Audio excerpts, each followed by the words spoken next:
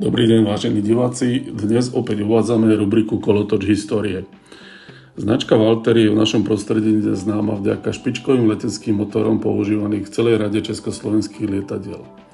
Zakladateľ Jozef Walter otvoril svoju zámošnickú dielňu v Prahe Smíchov v roku 1898.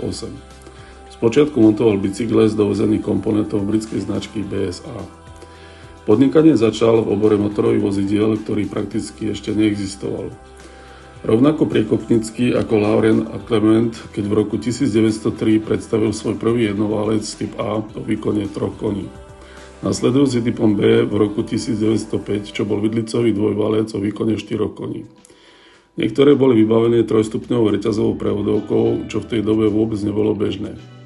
Veľmi úspešné boli trojkolky C2, ktoré dali vzniknúť celému segmentu taxislužby vo vtedajšej Prahe, uviedli do výroby v roku 1910. V roku 1911 firma rozšírila výrobu osobné automobily, niektoré veľmi reprezentatívne modely, ale aj nákladné typy a autobusy.